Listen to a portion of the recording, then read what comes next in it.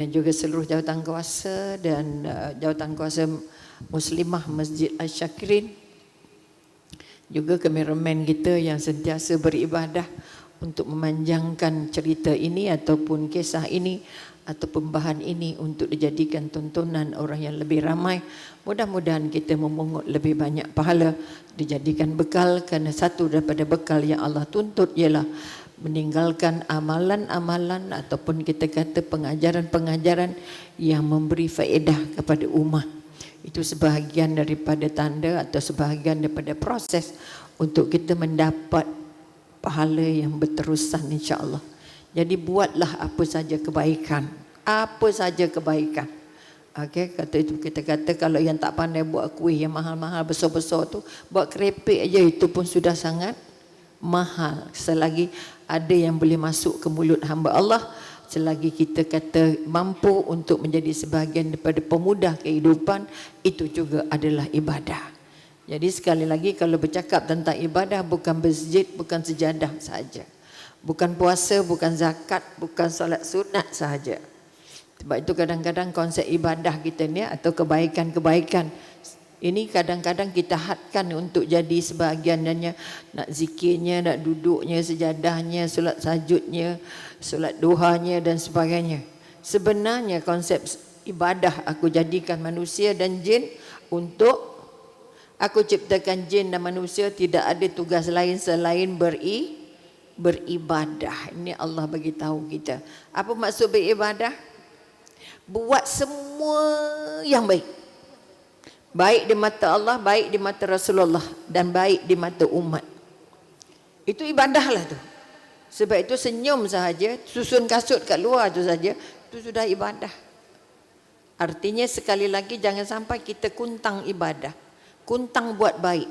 Tak kira umur, kerana kematian itu tidak ada pada umur-umur tertentu. Dia ada pada setiap umur. Ini baru saja terbaca satu WhatsApp seorang ustazah yang sedang tahlil ataupun sedang khatam Quran agaknya, terus terrebah di kerusinya dan meninggal dunia. Bayangkan. Jadi Umi terus rasa Allah terkesima, kata orang. Terus rasa ya Allah ya Tuhanku, lindungi kami ya Allah. Okay, ini kekuatan-kekuatan. Mudah-mudahan kita memang mengharapkan mati husnul khatimah. Oleh sebab itu sekali lagi tajuk yang kita bekalkan. Jadi sekali lagi terima kasih pada jawatan kuasa kerana mengusahakan, dan terima kasih pada yang hadir. Umi tidak melihat berapa jumlah yang hadir. Kerana jemaah itu dua. Betul? Berdua sudah jemaah. Ini dah banyak dah ni. Sebab yang layak masuk syurga dari 1,000 satu je. Dari 1,000 orang yang hadir yang layak masuk syurga, satu orang. Banyak ke sikit? Banyak ke sikit? Sikit. Jadi anda nak jadi ahli yang sikit atau ahli yang banyak? Ini kekuatan. Jadi sekali lagi, jangan melihat banyak sedikitnya, tapi lebih baik pergi buat apa yang ada. Umi insya-Allah tidak sangat terpengaruh dengan besar ke audionya, kecil ke audionya. Saya kalau orangnya 1,000 mesti caranya lain dah. Berapa-berapa adalah. Kerana rezeki ilmu ini adalah di tangan Allah. Rezeki makan kita di tangan Allah. Rezeki kebajikan, kekuatan, kebaikan kita juga di tangan Allah. Jadi apa yang Allah temukan itu terbaik.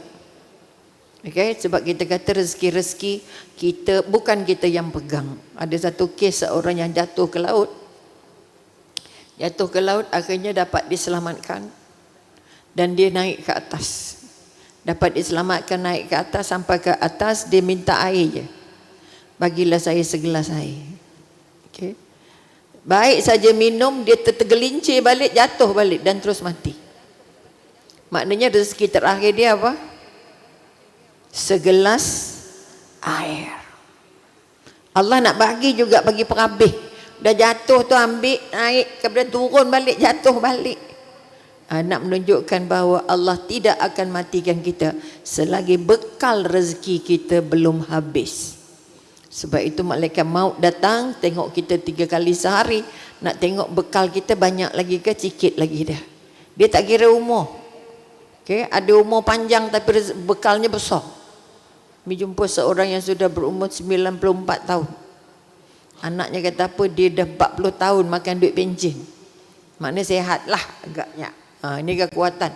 Mereka kata itu rezeki dia, buat macam mana. Tapi ada orang tak sempat pencen. Betul? Ada orang baru pencen dah jalan.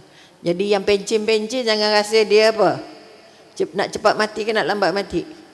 Dan yang tak pencen jangan rasa saya tak sempat sebab belum pencen. Kerana takut tak sempat menyebut nama Allah.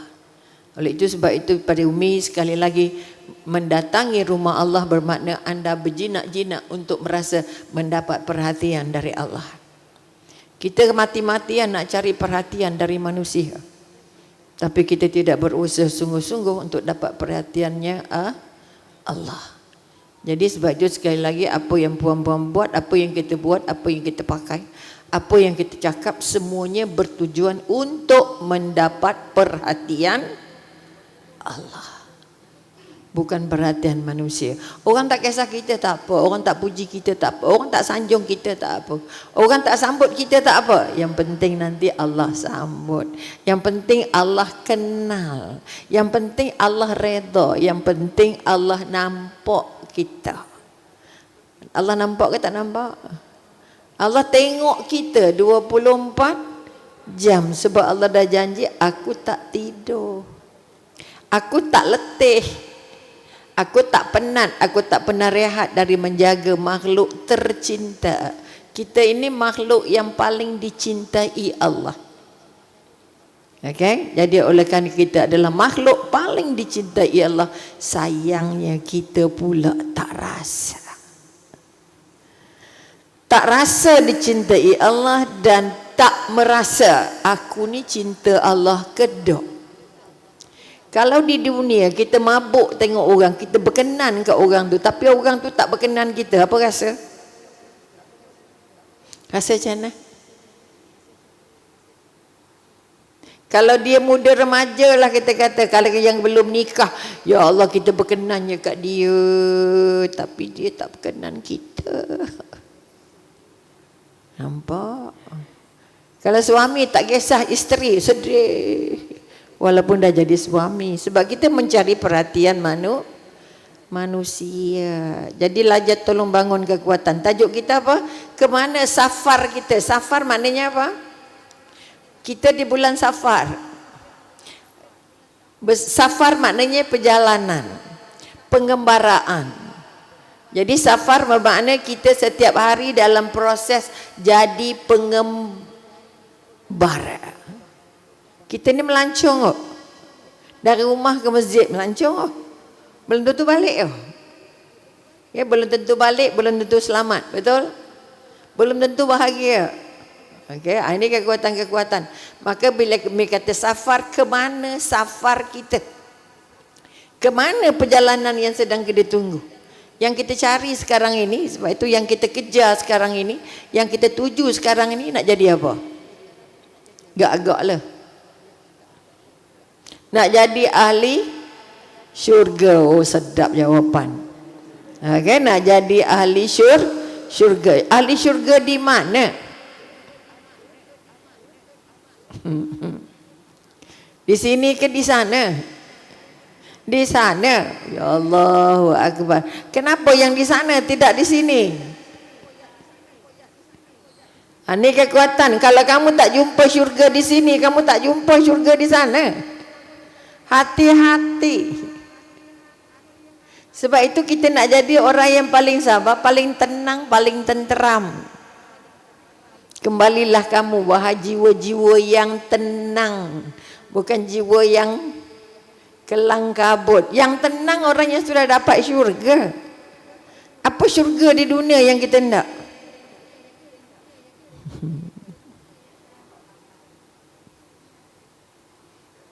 Apa dia yang kita nak?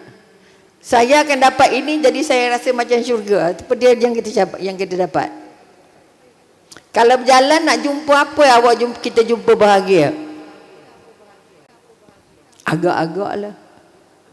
Sebab kita semua tak perasan yang kita dalam perjalanan. Ini yang Mina angkat ni. Kita dalam pengembaraan, kita dalam perjalanan, kita dalam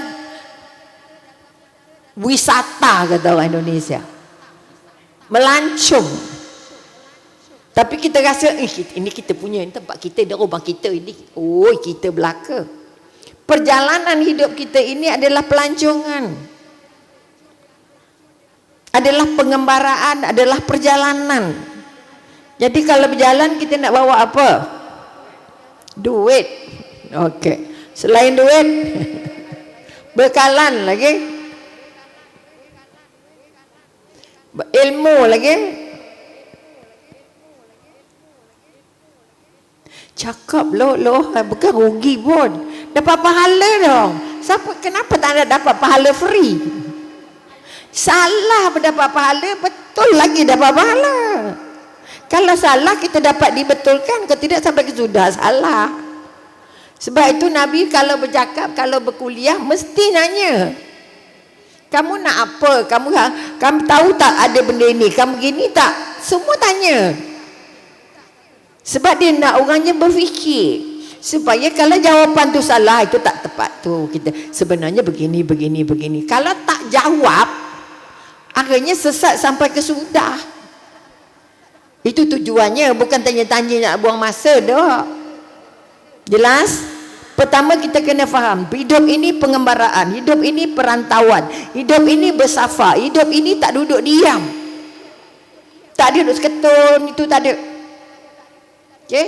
Ada orang duduk rumah diam je, ada tak? Pagi hulu gilir ke dapur, ke depan, ke dapur, ke bilik, ke dapur, ke betul? Tetapi kita buat lari setempat sahaja. Apa maksud lari setempat? Buat benda biasa, buat perkara biasa, buat kerja-kerja biasa. Tak ada menambah apa-apa. Pagi bangun masak, lepas tu ngemeh, lepas tu masak balik, lepas tu makan, lepas tu masak balik. Ya Karim. Maknanya lari setempat. Jadi pengembaraan, perjalanan yang setempat aja, rasa-rasa bertambah pengalaman tak? Tak. Oleh itu dalam kepala tolong ambil kira, ke mana pak aku menghadap, aku nampak Allah. Ke mana pak aku menuju kematian. Hujung pengembaraan kita ini ialah kematian. Kita semua akan mati, betul? Ingat mati tak? Takut tak? Kenapa takut? Muka macam tak takut je. Cakap macam tak takut je. Sembang macam tak takut je. Nampak dah? Makan macam tak takut je. Okey. Ini kekuatan mulutnya kata lain, artinya buat lain. Maka sekali lagi kalau kita kata ke mana safar kita nak tanya, aku ni nak ke mana ni sebenarnya? Nak bawa anak ni jadi apa sebenarnya? Nak pujuk suami ni, nak pergi jumpa apa agaknya? Kalau nak makan apa agaknya? Kalau nak berkawan, nak kawan orang macam mana agaknya? Kalau nak bercuti, nak cuti ke mana agak-agak? Kalau di rumah nak cakap apa, nak sembang apa? Okay, kita dah ada nak Allah ni, tak payah sembang dah, tak ada orang pun tak apa. Ngongeng. Okey, ini yang kita katakan Yahudi cipta ini untuk ganggu kita supaya tak ingat Quran, supaya kita hilang sahabat mak maksiat banyaklah WhatsApp muah bagi cerita macam-macam. Okey, ini kekuatan bergantung balik pada kita. Kalau ini alat, betul? Siapa beli? Kita beli, betul? Jadi kalau kita beli, siapa urus? Kita urus. Kalau kata kita urus, apa yang kita urus? Pertama beli untuk apa? Tembak ajalah. Untuk kemudahan. Mudah apa? Mudah macam-macam. Itulah masalah. Apa sebab beli kemudahan? Mudah apa? Mudah buat dosa. Itu yang kita takut. Tengok yang bukan-bukan baca, yang bukan-bukan baca, yang tak ada kena mengena dengan kita pun. Betul? Jawab tak apa-apa, hantar tak apa-apa. Hantar je.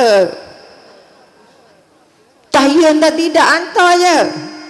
Bermakna sekali lagi kita sekali beli dia, akhirnya dia beli masa kita. Ni safar kita ni, perjalanan kita ni banyak mana kita buang masa dengan anak, dengan ini. Okay. Itu belum masuk TV lagi. Sekarang dah ada dah TV dalam handphone yang main-main. Masya Allah. Maka semak balik, kita di bulan safar, bulan perjalanan. Jadi perjalanan kita hujungnya mana? Hujungnya mana? Stasiunnya mana?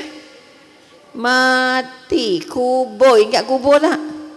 Dekat ke jauh? Selalu ke jangan-jangan ingat? Saya kalau lintas kubur baru teringat. Ya Allah. Kalau tidak saya tak ingat. Saya ni ke depan menuju kubur. Saya ke belakang menuju kubur. Saya ke kiri menuju kubur. Saya ke mana pun menuju kubur. Sebab itu Iblis kata apa? Tempat terbaik aku adalah di hati manusia. Tempat paling baik, tempat aku yang paling mesra, paling hebat adalah di hati manusia. Sebab itu setan kata aku ada di atas, di bawah, kiri, kanan, depan, belakang. Di pagar kita ni weh. Dikawal macam SOP, macam COVID juga. Ke depan ada setan, belakang ada setan, kiri ada setan, kanan ada setan, atas ada setan, bawah ada setan. Ya karim. Sebab itu auzubillahi minasyaitan itu adalah senjata. Kita baca bila nak baca Quran, kod teringat. Tidak bismillah ya. Dan bismillah itu pun kita tak rasa dia senjata. Okay. Semua benda yang kita tak mulakan dengan bismillah tidak dinilai sebagai amal. Bila tak dinilai sebagai amal, maka tak dapat pahala ibadah. Nak pakai emas ni bismillahirrahmanirrahim, ya Allah. Nak pakai tudung, nak pakai baju, nak pakai nak tudung, nak pakai bera, nak pakai segala-segala benda ni dalam badan kita saja. Dimulakan dengan bismillah, semuanya akan jadi ibadah. Tapi tak pakai. Kadang-kadang makan pun tak berapa ingat sebab lapar. Betul? Maka kita ni safar pakai apa? Mengembara pakai apa? Perjalanan kita pakai apa? Tadi dah tahu pakai duit. Bekalnya pertama duit. Bekalnya pertama ilmu. Bekalnya pertama apa lagi tadi? Apa bekal lagi? Ilmu, duit lagi? Harta lagi? Boleh ke jalan seorang-seorang? Kita nak teman. Ada orang pergi umrah seorang-seorang? Ada tak? Semua kalau boleh kita nak berteman. Teman mengembara kita siapa? Okey. Adakah kita tak berteman dengan yang kita tak nampak, atau kita tidak berteman dengan yang nampak? Karena teman kamu menentukan siapa kamu. Teman kamu menentukan siapa kamu. Maka kalau bercakap tentang mengembara, bercakap tentang safar, maknanya kita balik menyemak bahawa aku ni rasa-rasa berjalan ni kerana apa, untuk apa, cari apa, dengan siapa, dan hujung nak singgah mana. Boleh nampak? Sebab itu jangan lari setempat. Apa maksud lari setempat? Itu je kerja. Deng dong. Mesti setiap hari ada tempat-tempat pengembaraan yang bukan saja mengembara dari segi materialnya, mengembara dari segi kawasannya, tapi mengembara melalui mindanya. Jangan fikir satu benda sepanjang hidup. Saya kalau di rumah makan, minum, sarapan pagi, tengah hari, malam, selesai. Esok bangun balik, pagi sarapan, tengah hari, malam, selesai. Ada benda lain tak yang kita fikir? Ada agenda lain yang nak kita tambah dalam perjalanan kita ni? Kita semakin tua ni, bukan semakin muda, betul?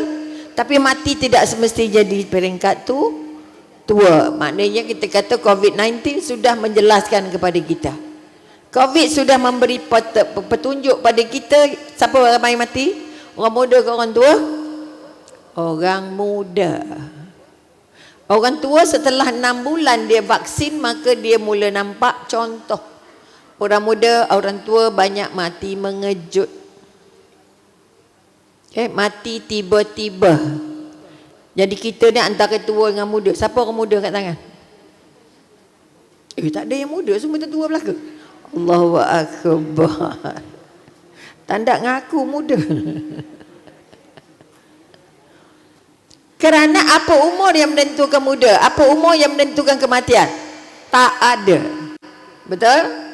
Jadi hari ini kita nampak, ini bukan nak kata salah ke betul ke, tetapi kita melihat sangat ramai orang yang sudah mati dalam keadaan tiba-tiba yang tak nampak sakit. Okay. Mi ada sahabat, ada jiran ada. Okay. Jiran mi tu bekas tentera. Kalau bekas tentera orangnya macam mana? Sihat ke tak sihat? Lebih sihat daripada orang bukan tentera, betul? Itu pun tak tahu kematian. Dia hari-hari pergi sarapan dengan isteri, gerai-gerai, ke kedai lah, apalah tak kisahlah. Ikut kegemaran nasi ulam lah, nasi kerabu lah, nasi sejuk lah, nasi apa lagi. Macam-macam nasi sebab dia orang Kelantan. Okay, pagi itu tak ada apa-apa simptom. Okay. Dah siap nasi kerabu ya, yang gaul. Okey, nasi kerabu. Air dah sampai dah. Nasi dah gaul dah. Tiba terasa sesak dada. Rebah. Okey, itu contoh. Jadi isteri kira kenapa tak ada tanda. Allah tak bagi tanda yang kamu faham. Allah tak bagi tanda yang kamu nampak. Kita kena sendiri tahu. Betul? Kena sendiri sedar. Lain je dari biasa. Bermakna kita sedang ditanda Allah. Dapat sesema je kemungkinan dijemput Allah. Dapat batuk saja, artinya Allah bagi simptom. Tapi kawan Umi yang di Ipoh tak ada simptom langsung. Okay, petang tu makan nasi ayam, nasi goreng Cina dengan mak dia. Mak dengan adik dia. Dia kata, okay. Kawan, Mi suka bawa kisah ini sebab rasa terperanjat sangat. Hanya dia balik sampai rumah dekat maghrib, dia rasa letih sikit. Okay, letih sikit, dia cakap ke husband dia, awak pergilah masjid hari ni seorang. Saya nak rehat. Dia nak minum je. Okay.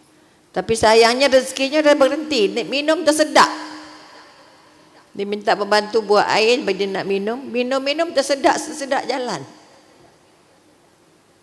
Okay. Pensan, kita kata pensan lah. Sebenarnya tu dah berangkat. Bila tim medik tim datang, tak payahlah bawa hospital lagi dah. Dah sah dia, dah tak ada apa-apa. Suaminya bayangkan dia pensan je. Tapi sebenarnya dah tak ada. Begitu mudah. Ajal datang dia tak tahu, siapa pun tak tahu. Oleh itu jangan kata ajal itu jauh dari kita. Maka sasar kita mesti bersedia untuk jumpa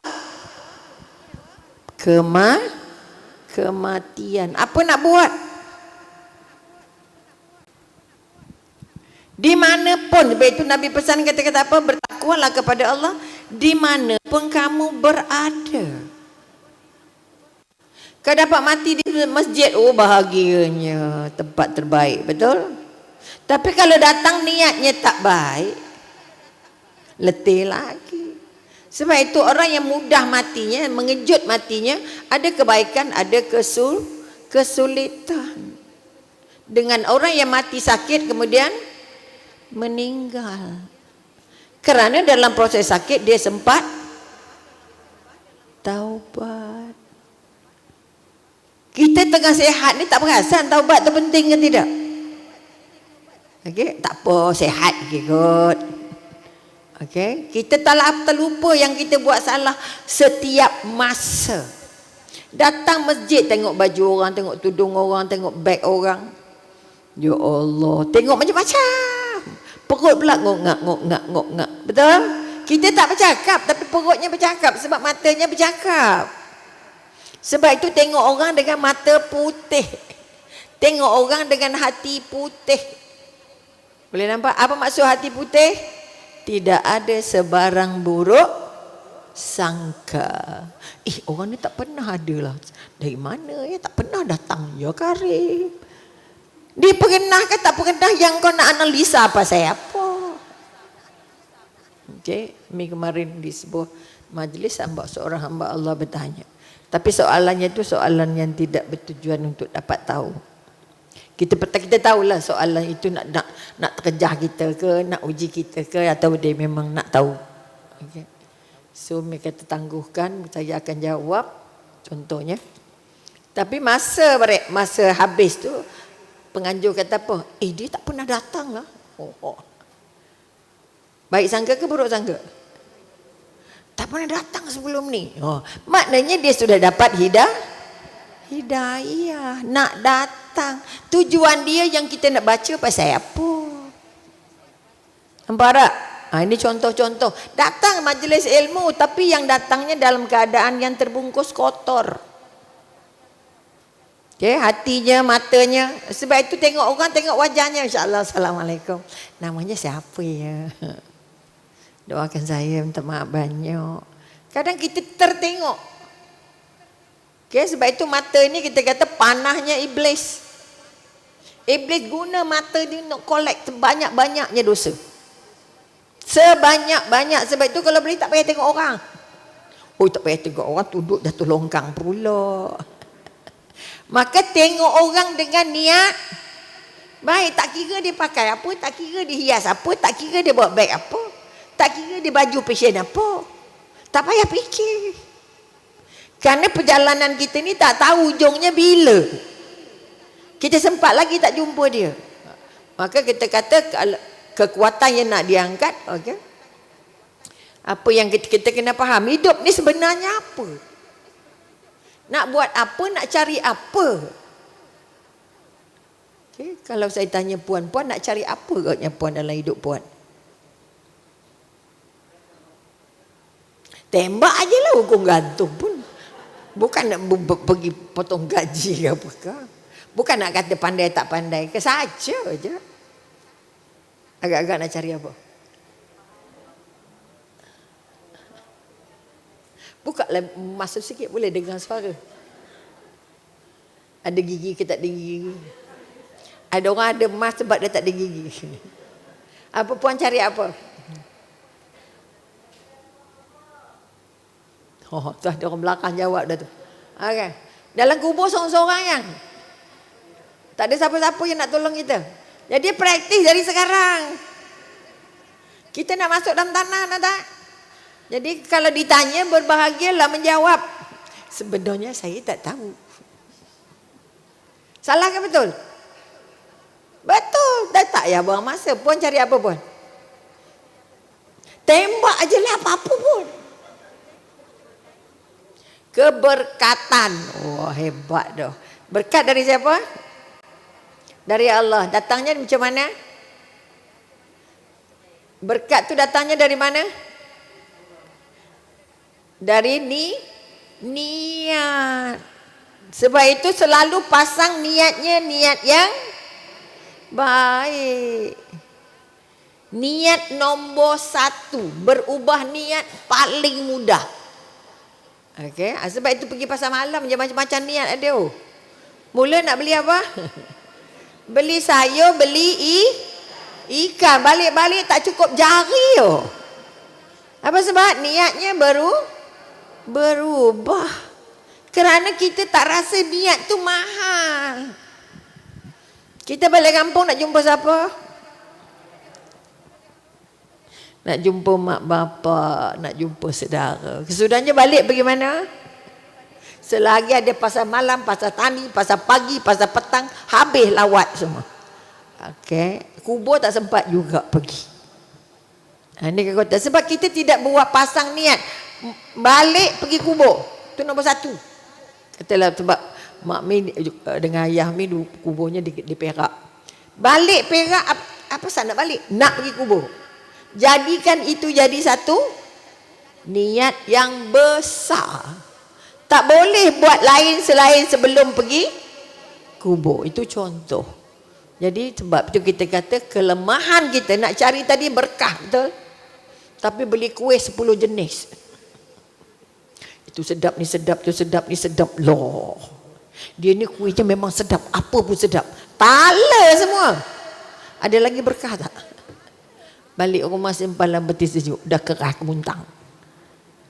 Tak sempat makan. Ujungnya siapa makan? Tong sampah makan. Berkat lagi tak? Niatnya elok tak lagi? Jadi niat yang cantik tapi tak diikuti dengan amal yang cantik, berkahnya hilang. Pakai baju nak berkah tapi dia riak ada. Wih, cantik lah, purple lah you. Contoh, orang bersebut purple je tak. Ini warna bijaksana. Dia pun tahu pun.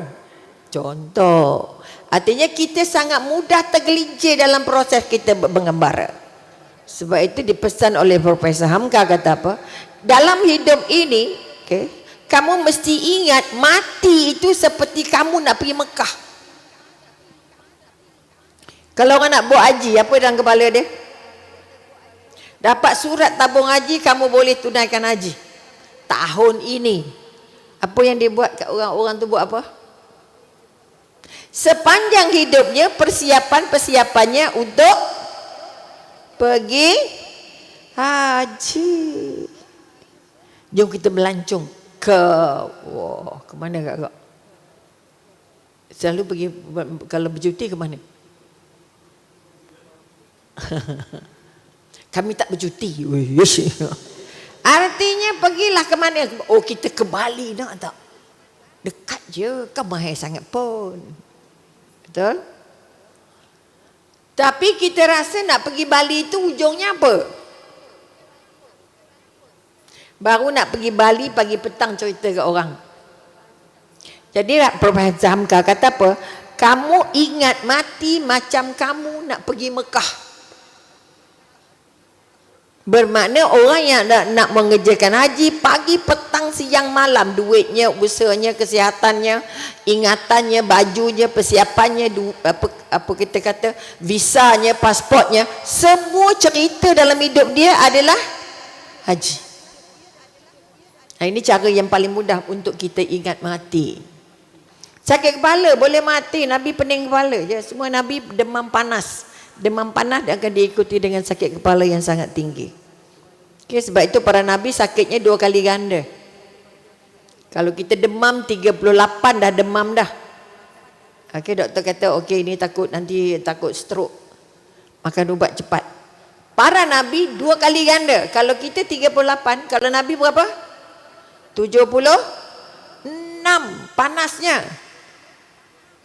Sebab Allah bagi dia double. Sakit sakratul maut Rasulullah 2 kali ganda daripada sakitnya kita melalui sakratul maut. Ini kekuatan. Maka sekali lagi, ke mana safar kita? Safar kita adalah untuk menuju apa tadi? Hidup ini nak menuju ke kematian. Dan apa persiapan? Sebab itu kata-kata kalau kita tengok, kita kata kehidupan sebenarnya apa yang Allah mahu. Kalau kita tengok dari surah Al-Hadid ayat 20. Ketahuilah sesungguhnya kehidupan dunia ini hanyalah permainan. Main-main je. Jadi kalau kita tidak sungguh-sungguh, hidup ini ibarat seperti permainan. Dan senda gurau, gurau-gurau je, perhiasan dan saling berbangga di antara kamu serta berlumba-lumba dalam kekayaan dan anak keturunan seperti hujan pada tanaman. Bangga cari reta, bangga dengan anak, bangga dengan kehidupan, rasa bahagia sangat dah. Siapa dah rasa bahagia angkat tangan? Oh, tak nak ngaku pula dah. Okey. Ada? Ada yang dirasa sangat bahagia. Ataupun bahagia tak ada sangat. Ada tak? Ada? Apa yang anda rasa bila rasa bahagia? Masa bila rasa bahagia? Masa dapat apa?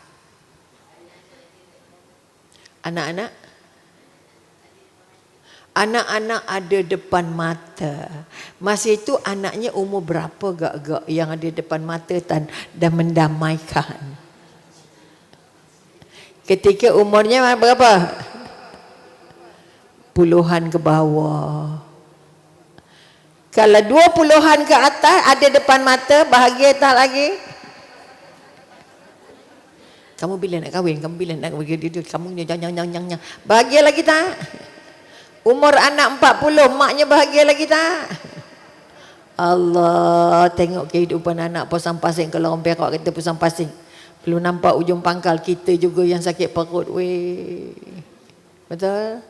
Jadi anak itu mulanya membahagiakan. Ya Allah, comelnya. Ya Allah, buat kita senang hati. Tapi tidak pernah kekal. Berapa ramai mak menderita disebabkan anak. Betul? Allah bagi bahagia tapi Allah tarik.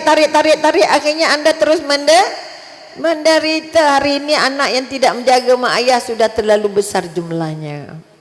Kerana tidak merasa itu perintahnya Allah. Maka sekali lagi kuatkan iman. Apa maksud kuatkan iman? Tadi kita katakan apa? Hidup ini permainan, hidup ini bangga-bangga, hidup ini kumpul harta, hidup ini bangga dengan anak dan segala benda. Betul? Seperti air hujan pada tumbuhan. Apa maksud air hujan pada tumbuhan? Kalau lama tak hujan, maka tumbuh-tumbuhannya agak layu. Betul? Kemudian datang hujan, subur balik. Betul? Tapi akhirnya setiap tumbuh-tumbuhan jadi apa? Kekal subur ke? Dia akan jumpa namanya layu. Dia akan jumpa namanya habis. Betul tak? Apa pokok yang dah berbuah, dia berbuah balik ada? Banyak. Betul? Tapi kita ambil pokok pisang, sekali berbuah, ada buah lagi tak? Tak ada. Kita nak jadi pokok pisang kan, nak jadi pokok mangga? Agak-agak lah.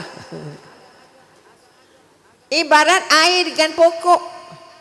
Kalau pokok pisang satu kali minta maaf, tak ada maaf bagimu, tak ada berbuah dah.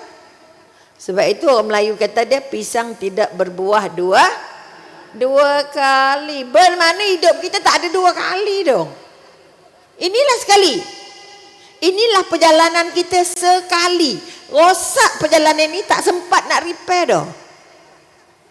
Okay, sebab itu sekali lagi betulkan balik apa sebab saya hidup, apa tujuan saya hidup dan saya nak pergi mana. Saya nak buat apa dalam proses ni. Lambat lagi mati. Oh, betul. Siapa kata dia lambat mati angkat tangan? Tapi rupa macam nak lama je. Siapa nak cepat mati, siapa nak lambat mati? Siapa nak lambat mati angkat tangan? Tak ada juga. Astaghfirullahaladzim. Okay. Maka kita katakan, kita kata bila tanam-tanaman itu kena subur, tak kena hujan, petaninya gembira. Tapi apa terjadi? Allah boleh buat sekelip mata pokok-pokoknya kering kuntang. Artinya menuju ke penghujung. Baik itu kita katakan dia menjadi kering dan menjadi kuning dan akhirnya hancur. Dan di akhirat ada azab yang keras. Ini Allah ingatkan Al-Hadid ayat 20. Ada azab dan ada ampunan. Okay? Ampunan dari Allah serta keredaan dan kehidupan dunia tidak lain hanyalah kesenangan yang palsu. Yang kita nak cari senang ke susah? Siapa dalam hidup nak cari susah? Gila. Betul? Nah, kita kalau boleh nak cari senang. Jadi kalau kita tanya nafsu suka yang susah ke yang senang? Nafsu suka yang senang. Iman nak yang senang ke yang susah? Iman nak yang susah. Bangun malam tahajud senang ke susah? Susah. Apa sebab boleh bangun? Siapa yang boleh bangun? Orang yang imannya kuat. Bukan sebab tua ke muda ke tak. Ada tua payah. Waktu saya tahajud bulan puasa je. Habis bulan puasa tak ada tahajud dah. Susah nak bangun. Boleh nampak? Jadi kalau kita ikut perintah iman, yang susah itu mahal harganya. Kalau ikut nafsu, yang senang itu nafsu. Ya Rabbi. Jadi kita dalam dunia ni nak senang kan nak susah? Semua nak senang, mati kata. Tak ada siapa nak susah. Makanya akhirnya Allahnya senang ke susah? Nak dapat Allah senang ke susah? Sangat susah. Nak lupa Allah senang ke susah? Banyak orang tarik kita bawa jumpa Allah ke banyak orang tarik kita jauh dari Allah? Jauh dari Allah. Kerana itu kita katakan orang yang mencari senang, hujungnya jauh dengan Allah. Sebab orang senang selalu alpa, selalu lupa. Pesanan daripada bekas Presiden Saudi Arabia. Okay, ditemu bual ini dalam satu ini yang dapat daripada handphone. Dia dia kata apa? Datuk saya dulu, okey, datuk saya di padang pasir pakai unta. Ayah saya pun pakai unta. Sampai giliran saya pakai Mercedes. Okey. Dan sampai pada cucu saya pun masih pakai kereta. Tapi sampai cicit saya esok balik pakai unta. Apa sebab? Anak yang dididik dengan senang dan kemewahan, dia akan jumpa jiwa yang sangat lembik, iman yang sangat rapuh. Sebab itu kalau kita kata nak cari orang budak-budak yang meragam, yang paling banyak meragam dulu ialah anak orang kaya. Di sekolah yang langgar disiplin paling banyak ialah anak orang kaya. Sebab dia rasa dia besar. Okey, ini kekuatan. Tak semua ada yang meragam juga. Yang miskin pun meragam pun ada juga. Betul? Tapi anak yang kaya jiwanya lembik. Tak mampu untuk bertahan dalam cabaran. Sebab itu dia pesan, cicit saya esok, piat saya esok akan balik naik unta. Kerana kesulitan membantu bangun jiwa yang kental. Tetapi kesenangan, kekayaan menghasilkan jiwa yang paling lemah. Okay, sebab itu anak hari ini kalau boleh nak jentik dapat dah. Tak tahu susah langsung jalan kaki sikit bedok. Tak larat jalan. Tak larat jalan. Sebab itu mak hantar kalau boleh sampai peringkat gate. Bak blok orang ke jam ke tak kisah. Ni tahu sini. Tak payah jalan. Jadi kaki anak kita apa? Lembik. Tak ngerti jalan. Kita makin 3 km 4 km jalan sekolah. Jadi kaki kita masih kuat. Walaupun dah tua. Tapi anak kita besok, ya Rabbi, balik lompat longgang pun tak mampu. Sebab apa? Tidak dilatih susah. Sama juga orang yang banyak membazir makanan. Beli makanan kemudian membazir. Anak tengok, anak tengok, artinya anak tak kenal jimat. Bila anak tak kenal jimat, zaman dia susah, dia akan 2 kali menderita. Oleh itu sekali lagi kita gambar kata-kata. Pertama, hidup ini permainan. Kamu nak main apa? Permainan bermaknanya hidup tidak mencari redha Allah. Itu permainan. Sibuk kerja, sibuk belajar, sibuk macam-macam sibuk lah. Boleh? Kemudian kita katakan saling berbangga-bangga. Apa sebab mati-mati kerja? Nak bangga rumah cantik, nak bangga kereta mahal, nak bangga duit mahal, jawatan tinggi, okey? Dan yang paling kita takut bangga dengan kekayaan. Kekayaan yang tidak dibawa balik jumpa Allah, kekayaan itu akan menjadi bahan-bahan bakarnya api neraka. Kemudian kita kata kita nak bangun balik kata-kata kehidupan ini tidak ada lain dan bukti selain daripada permainan. Maka kita dimain oleh iblis, kita melonjak oleh setan dan kita dikawal oleh nafsu. Sebab itu nak bersihkan hati kita, okey? Bekal apa nak buat? Apa bekalnya? tidak lain dan tidak bukan bekalnya adalah ilmu tentang kehidupan dunia dan kehidupan akhirat. Bila kata-kata kehidupan dunia dan kehidupan akhirat, maka yang paling utama nak dicari ialah mencari ampunan Allah. Bila kata mencari ampunan Allah, bermakna kita nak buat apa? Kita nak buat apa saja di dunia dari buka mata sampai tutup mata, tapi nak buat benda yang ikut perintah Allah.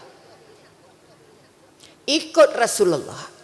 Maka kekuatan yang nak dibangun sekali lagi, kita kata orang yang tak jumpa redha Allah, orang yang hidupnya tadi permainan semata. Permainan maknanya apa? Dia tak ingat mati. Maka akhirnya kita bukan saja tak dapat redha Allah, tapi akhirnya mendapat azab yang sangat merugikan.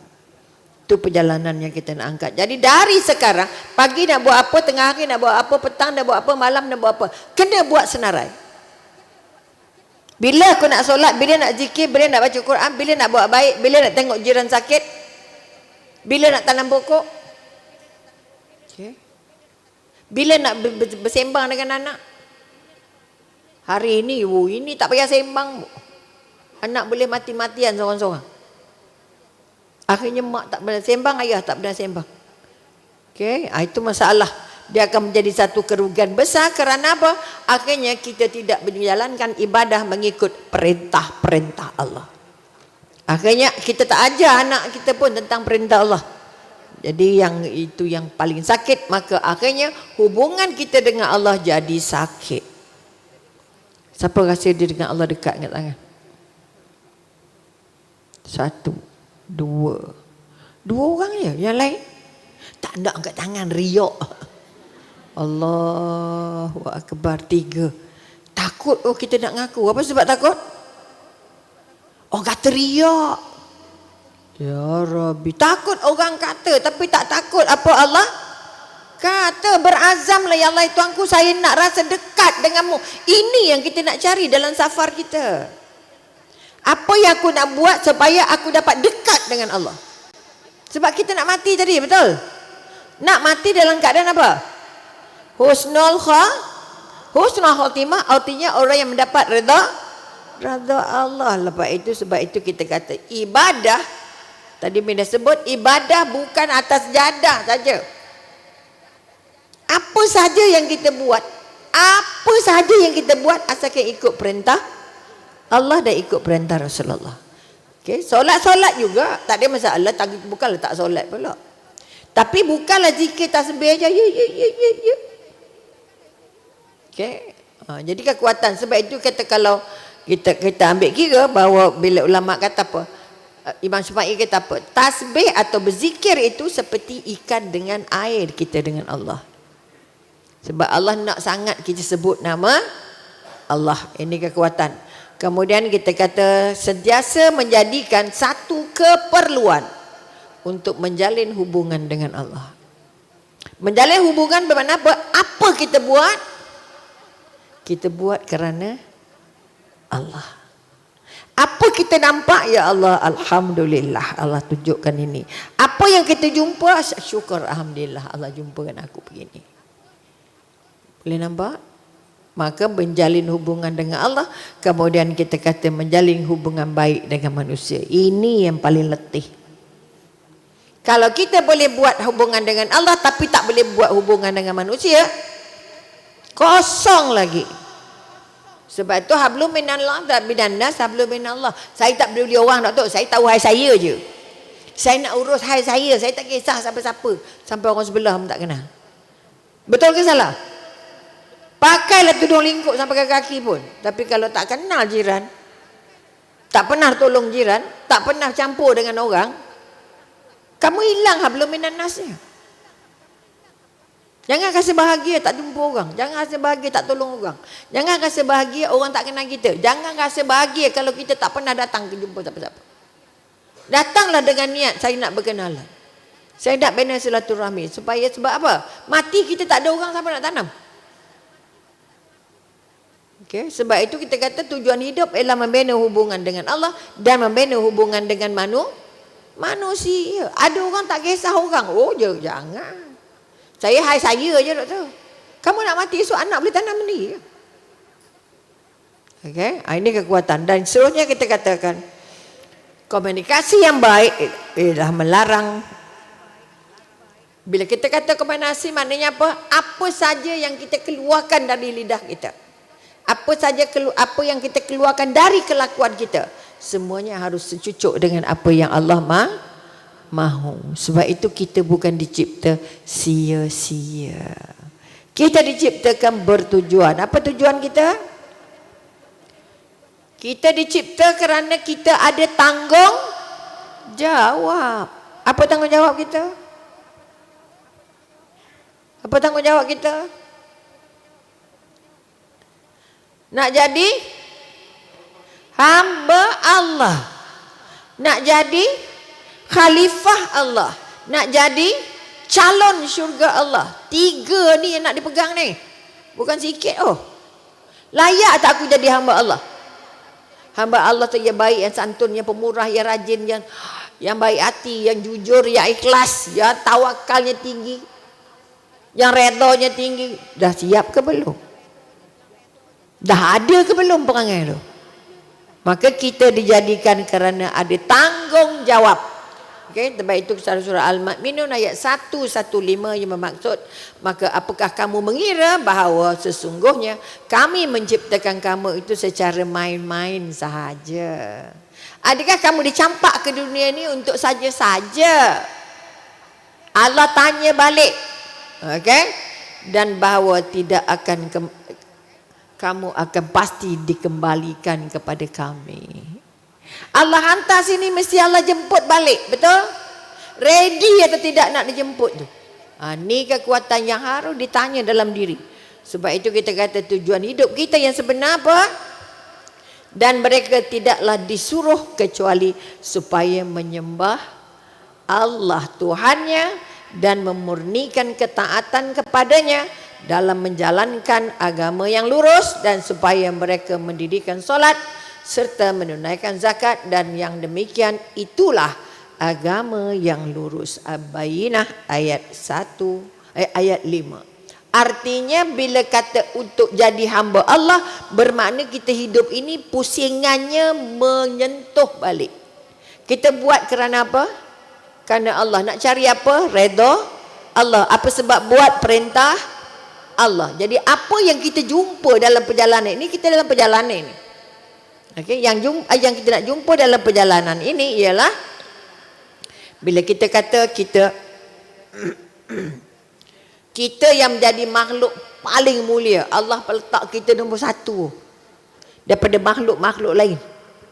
Okay, bila kata Allah letak nombor 1 kita, maknanya kita kata kita tak boleh merasa Allah sesaja je. Awak buat apa tak ada apa. Kat rumah buat apa tak ada apa. Ramai tak orang jawab macam tu? Dia tak rasa tugas dia dengan agama, tugas dia dengan Allah itu tanggung jawab. Sebab itu siapa yang suaminya tak kisah pasal agama, kita bimbang. Kita bimbang, rezekinya hilang berkah. Akhirnya perceraian melambung jumlahnya. Kerana apa? Kita tidak nikah kerana ibadah. Kita nikah kerana apa? Cinta. Kita nikah kerana jodoh. Jodoh pilihan kita atau jodoh pilihan Allah? Jodoh pilihan kita atau jodoh pilihan Allah? Entahlah. Sebab itu yang datang kaunseling, soalannya kalau dia bergaduh, saya first yang bertanya apa? Kahwin dulu pilihannya siapa? Pilihan mak ayah ke pilihan sendiri? Pilihan sendiri. Sebelum buat pilihan, jumpa Allah ke dah? Istiharah ke dah? Dah berkenan dah? Kita tengok sejarah balik. Siapa yang perkenalkan? Awak kenalnya di mana? Berapa lama kenal? 5 tahun. Masya Allah. Kahwin 2 tahun. Bercintanya 5 tahun. Berapa banyak dosa buat? Dosa sebelum kahwin tak mampu mengekalkan perkahwinan. Ya, sebab Umi tak bacakan siapa salah, siapa betul dah. Pergaulan kamu 5 tahun bercinta dengan 2 tahun perkahwinan, 5 tahun tu mencairkan, membosankan perkahwinan. Semua dah tahu, semua dah rasa. Boleh nampak? Sebab itu jangan biar anak kita bertunang bertahun-tahun, bercinta bertahun-tahun, dosanya 4 lori. Bila dosa 4 lori, bila pernikahan tidak ditampung untuk lagi ibadah-ibadah yang lebih besar, maka perkahwinan itu longgar. 3 tahun ke bawah, setahun, 2 tahun, 3 tahun, paling banyak perceraian. Paling banyak. Dengan alasan yang paling kecil.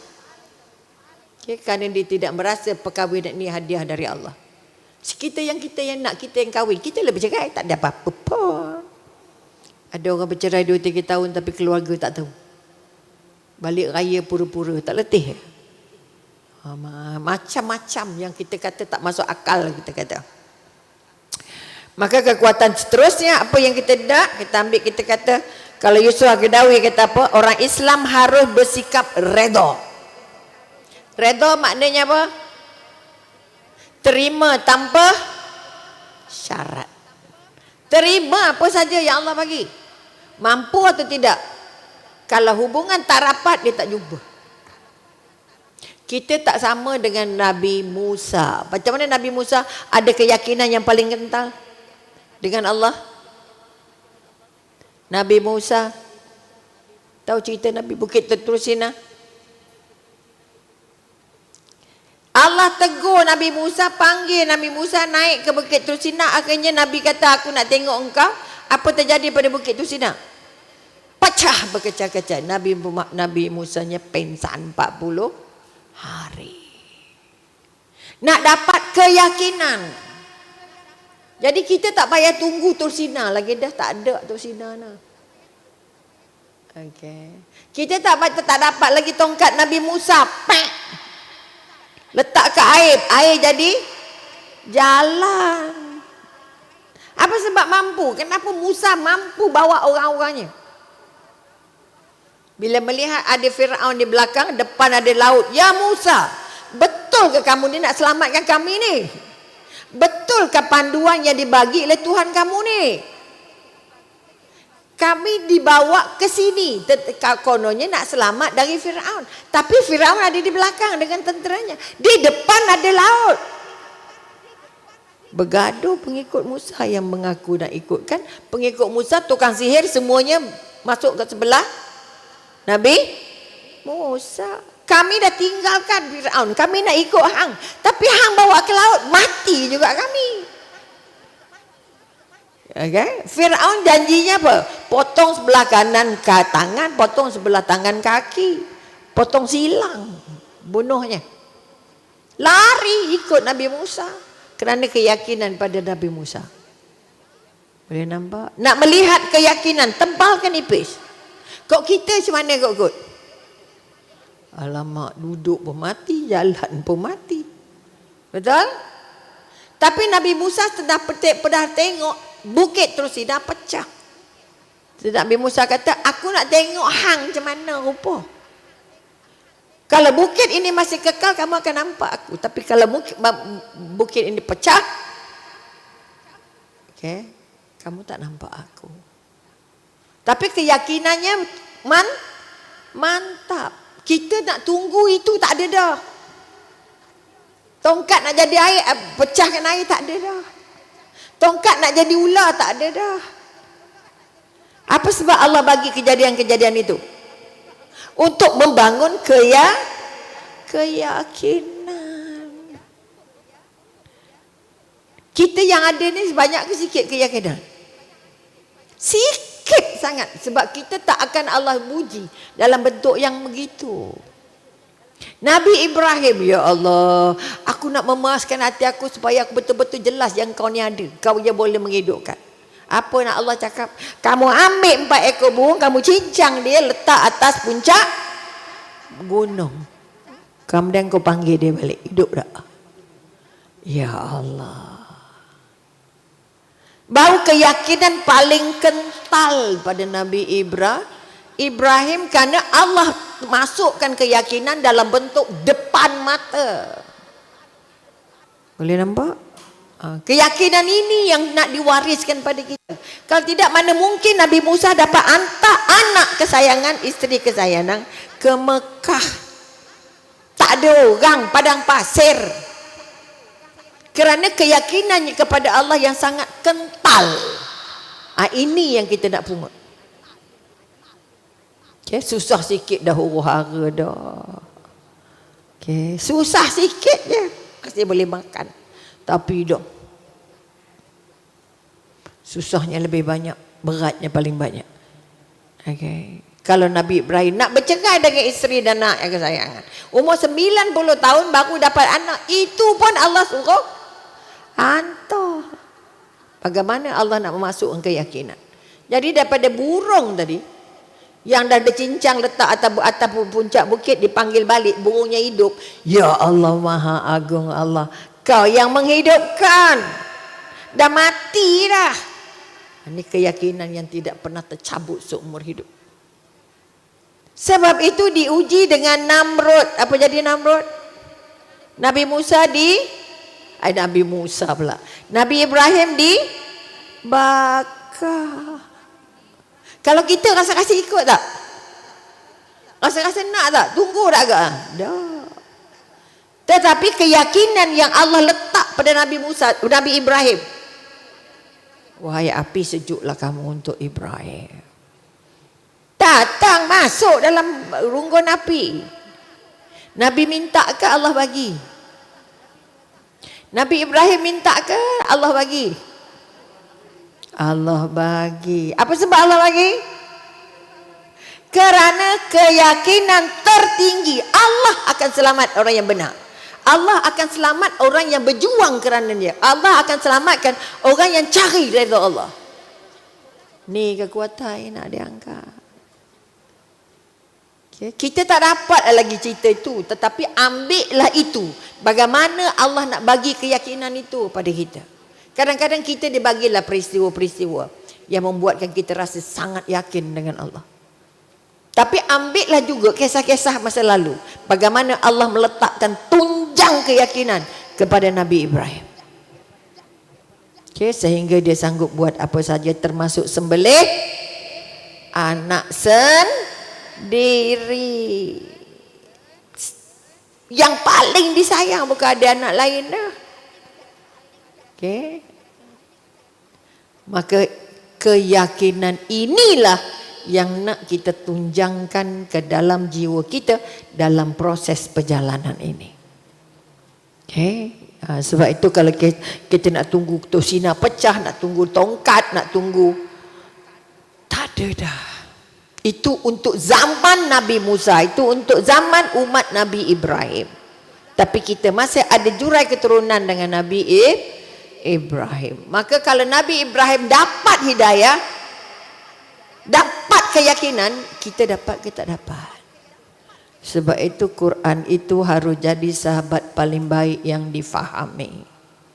Ini perjalanan yang kita nak angkat. Lagi sekali lagi kita katakan, kena bersikap redha. Untuk redha kena sabar. Untuk sabar kena keyakinan. Keyakinan apa kita dengan Allah, tebal ke nipis, ni kekuatan. Ini yang kita katakan, kalau dua kalimah syahadah kita tak kukuh, bermakna kita paling mudah untuk diselewengkan. Okay, sebab itu sekali lagi tidak ada jalan pintas kecuali tambah ilmu. Okay, sebaik-baik manusia adalah yang paling bermanfaat untuk dirinya dan bermanfaat untuk orang lain. Jangan buat untuk diri sendiri, tak pernah bagi untuk orang lain, letih. Okay, kita akhirnya tak jumpa manusia.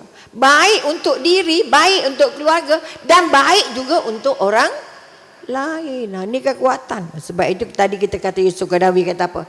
Pertama, kita bersikap redha terhadap diri sendiri. Aku ni hitam, aku ni gemuk, aku ni tinggi, aku ni berpenyakit, aku ni macamnya.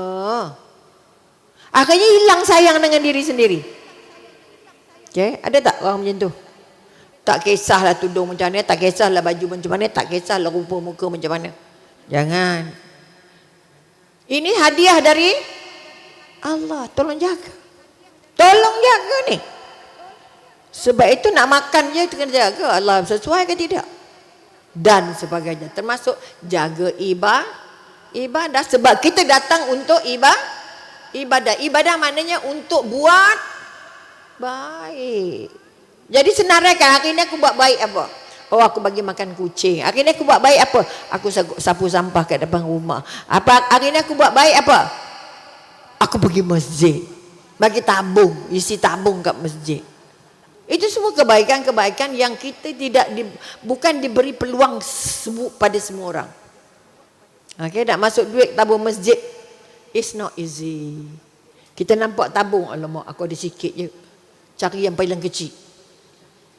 Sebab keyakinan kita dengan Allah sangat kecil. Jadi bagi yang kecil puas hati.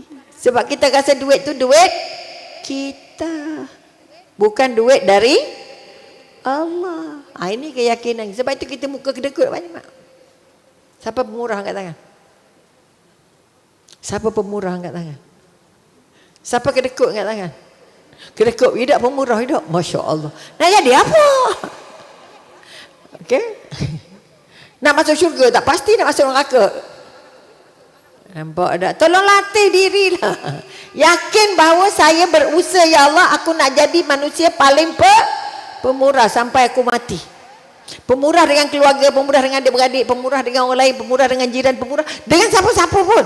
Walaupun dengan orang yang potong rumput tepi jalan rumah kita. Pemurah, senyumlah. Ini muka, ya Allah.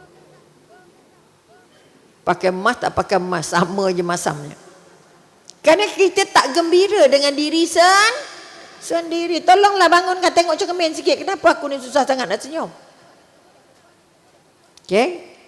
Apa sebab susah nak senyum? Apa sebab susah nak bagi salam kat orang? Apa sebab susah nak tegur orang? Tak payah tegur, biasalah. Nampak? Tak biasa tegur orang. Itu anak kita esok. Anak milenial tak biasa tegur orang. Dia langgar je. Okey.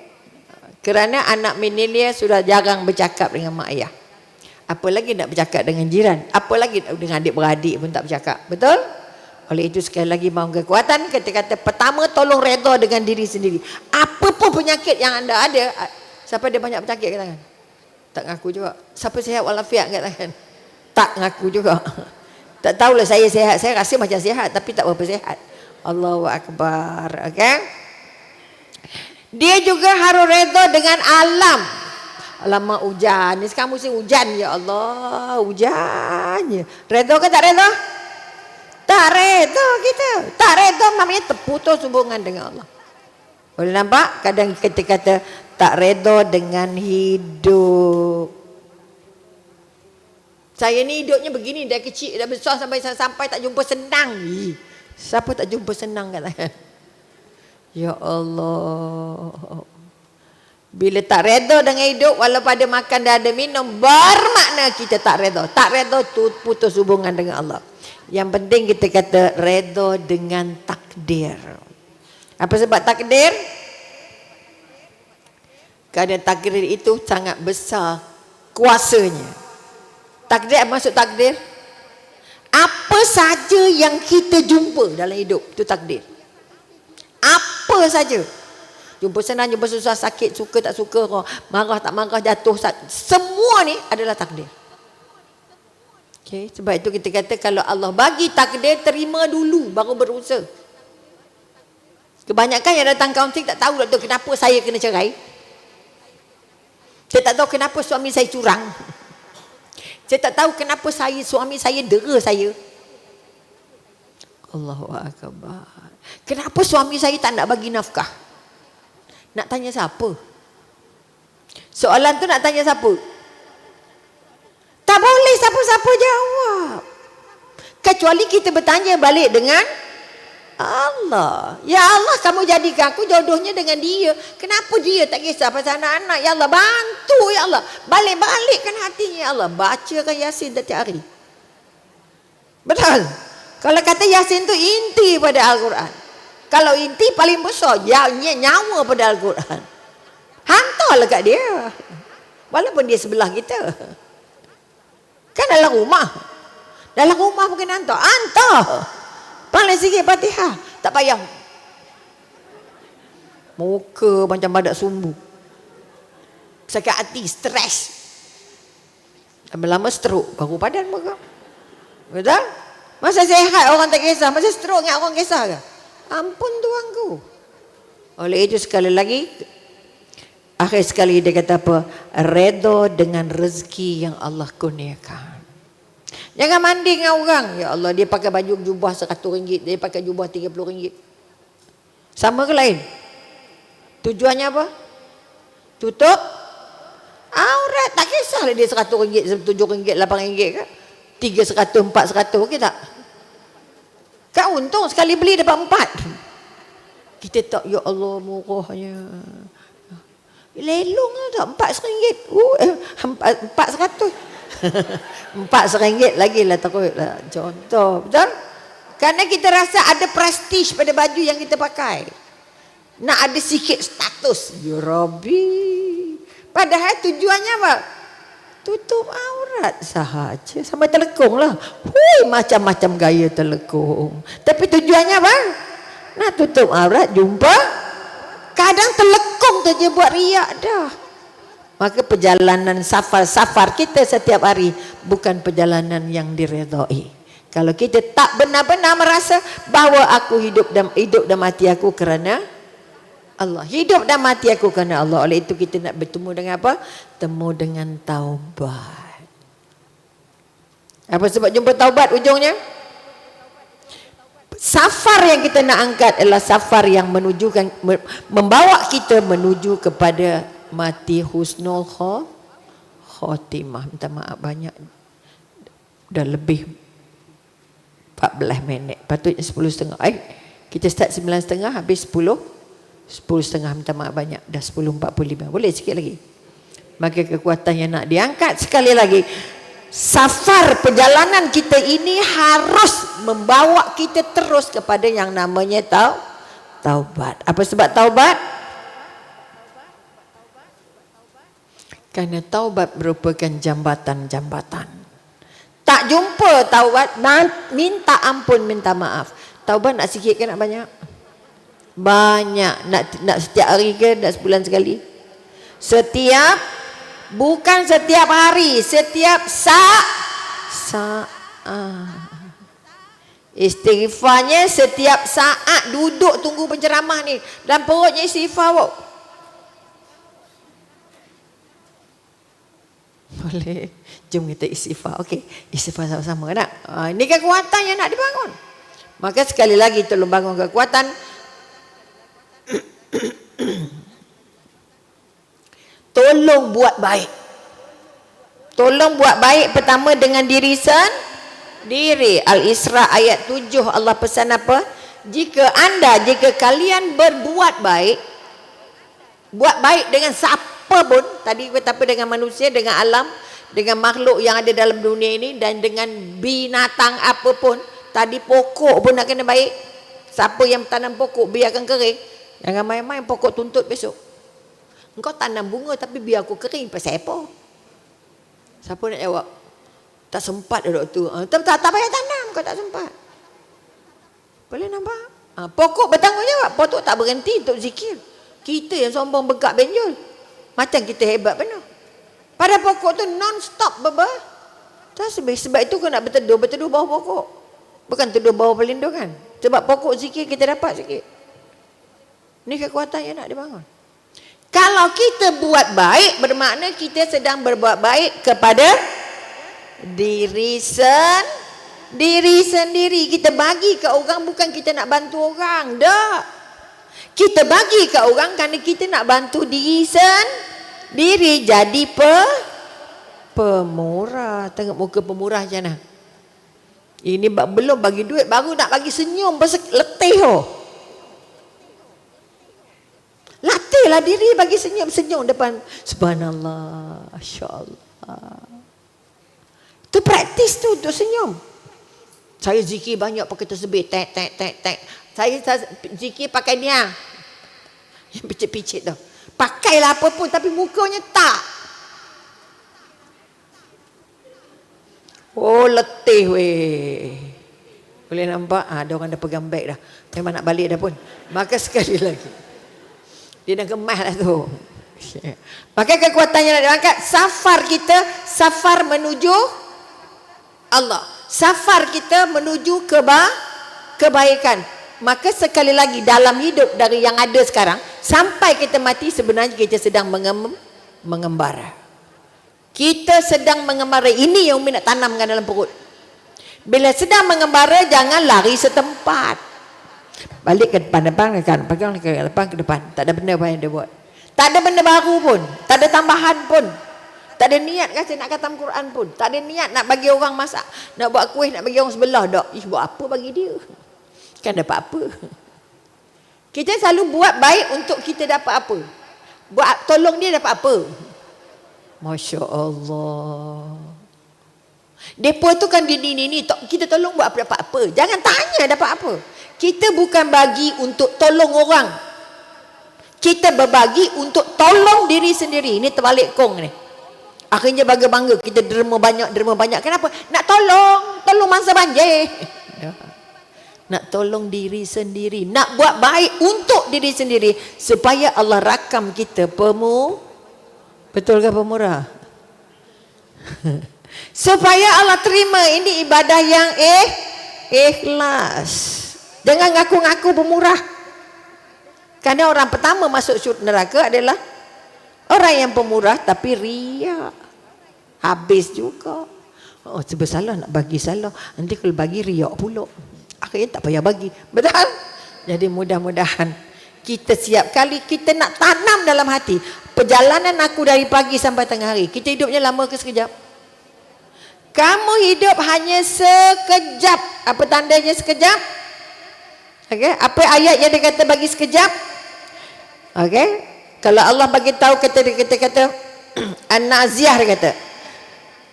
Penduduk kita hari kiamat esok seolah-olah ketika melihat hari kiamat mereka tidak hidup di dunia kecuali hanya sesaat sahaja siang dan ataupun sesaat di waktu duha. Kita tak sampai petang pun. Sepanjang kita hidup jumpa kiamat besok kita rasa kita baru hidup pagi sekejap, duha sekejap. Maknanya daripada pukul 11 ke bawah. Panjang ke pendek umurnya? Sangat pendek. Ini kekuatan. Okey, sebab itu kita kata kalau kita kata dalam surah An-Naziah, maka kemudian kita kata tidaklah aku ciptakan jin dan manusia melainkan supaya mereka beribadah kepadaku. Kira Zariyat ayat sekali, maka kekuatan yang nak diangkat ialah tolong merasa hidup ini pendek. Sangat pendek. Kalau Al-Kahfi duduk dalam gua berapa tahun? 300 lebih tahun. Tapi bila mereka terjaga, agak-agak kita tidur berapa lama agak dalam gua ni? Alah, sehari 2 je. Padanya 300 tahun lebih. Ini contoh bahawa kita kata, sebab itu orang di neraka ni esok bila sudah melihat kamu diperintah ke masuk neraka, dah nampak sengsara, ya Allah, bagilah kami balik sekejap je. Kami balik ke dunia sekejap je. Kami nak buat apa yang kami tak sempat buat. Allah kata minta maaf, ampun, minta maaf. Tak ada ruang untuk kamu kembali. Jadi sekali lagi peringatan, ini bulan Safar. Artinya perjalanan-perjalanan yang nak dibuat bukan hanya di bulan Safar. Mi ambil berkat bulan Safarnya bertajuk Safar. Maka tolong katakan dalam diri kita, bawa keyakinan bahawa aku dalam perjalanan menuju Allah. Pergi mana pun, pusing ke mana pun, naiklah apa pun, aku dalam perjalanan menuju kematian. Aku dalam perjalanan menuju Allah. Aku dalam perjalanan menuju perkuburan. Rasa-rasa nak keyuh rendah ke lagi tak? Rasa-rasa nak makan bergantang ke lagi tak? Okay, walaupun Allah kata ada lagi bekal, tapi bekal kamu sudah tak banyak. Dan akhir sekali, siapa ambil siapa harinya, hari lahirnya? Tangan. Ada orang ada lahir bulan ni? Siapa hari lahirnya bulan ke tangan? Satu je. 2. Okay. Yang keberapa pun kalau boleh kongsi. tua ke muda dah? Berapa? How young you are? 40? 45. Yang tadi kat dinding? 40. 46, ya Allah. Jadi setiap kali, ini pesan terakhir, kalau tak sempat datang lagi lah. Setiap kali ulang tahun, tolong ubah perangai otak dan perasaan kita. Aku sudah 45 tahun berjalan menuju kematian. Lama ke sekejap jalannya? Aku dah 40 tahun dah berjalan. Aku dah 45 tahun berjalan menuju Allah. Jumpa ke tak jumpa? Aku sudah 45 tahun berjalan menuju kuburan. Aku rasa aku ingat ke tak? Ada bekal ke tak? Jangan kata selamat hari lahir, semoga panjang umur. Siapa yang nak bagi panjang umur selain Allah? Betul? Jadi tolong ubah sikap supaya tak banyak sangat happy birthday to you. Lupa Allahnya. Potong kek ke depan, tapi syukur yang tak ada, doanya tak ada. Allah selamatkan kamu. Ya ke tak? Dekat kita dengan Allah nak bagi selamat? Allah selamatkan orang yang paling dekat dengan dia, orang beriman, orang yang beramal. Kau dengar aku dia beriman tapi tak beramal kong. Maka setiap kali hari lahir, Umi dah tentulah panjang. Jadi kalau setiap sambutan hari lahir menunjukkan anda sudah berjalan selama itu. Nak menuju namanya kematian, nak menuju namanya kubur, nak menuju namanya Allah, nak menuju namanya syurga. Jadi tak payah riuh-riuh sangat. Alamak, dah 45 berjalan, ya Allah. Aku dah berjalan 45 tahun, lamanya dah. Artinya dah nak sampai ke dah? Nak sampai, Umi dah ujung-ujung dah sampai Sarambi dah. Sebab umur umat Nabi 60 ke 70. Umi dah sampai 70, tinggal cari 2 je lagi weh. Jadi pesan terakhir, setiap kali tarikh lahir, sambut hari lahir, tolong ingat, aku sudah berjalan selama ini. Kita tak tahu berapa lama lagi perjalanannya. Adakah yang aku cari itu dah jumpa dekat? Betul? Sebab kakak Mi meninggal pada umur 47 tahun. Dekat ke jauh? Dia dah jumpa dengan Tuhannya, jumpa kematiannya di umur 47 tahun. Jadi 47 tahun bukan muda.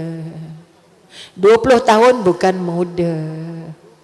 Karena kematian ada pada setiap umur. Mudah-mudahan safar kita kali ini akan membawa kita jumpa bahawa aku sedang berjalan menuju kematian. Tak sempat buat buruk lagi dah. Tak sempat ngumpat, tak sempat dosa. Boleh? Jelas? Auzubillahi minasyaitonirrajim. Bismillahirrahmanirrahim. Alhamdulillahirabbil alamin. Wassalatu wassalamu ala asyrafil anbiya wa mursalin alihi washabihi ajmain. Ya Allah, ya Tuhan kami, ya Allah yang Maha melihat, ya Allah yang Maha dekat, ya Allah yang menciptakan kami, ya Allah yang mengizinkan kami sampai ke rumah-Mu pagi ini, ya Allah. Kami berdoa kepadamu, ya Allah, agar perjalanan hidup kami yang masih tersisa ini, ya Allah, menjadi perjalanan yang paling membahagiakan kami di akhirnya, ya Allah. Ya Allah, jadikan perjalanan kami seterusnya ini perjalanan yang Kau bimbing, ya Allah. Perjalanan yang Kau jumpakan dengan yang baik-baik, ya Allah. Perjalanan yang untuk aku membuat kebaikan, ya Allah. Ya Allah, ya Tuhan kami, jadikanlah umur-umur yang tersisa ini, ya Allah, sebagai umur yang paling berkah untuk menampung semua dosa yang telah kami lakukan masa lalu, ya Allah.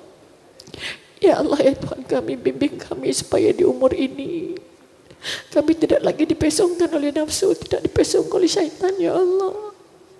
Kami tidak lagi ditemukan dengan ujian-ujian yang tidak mampu kami lalui, ya Allah.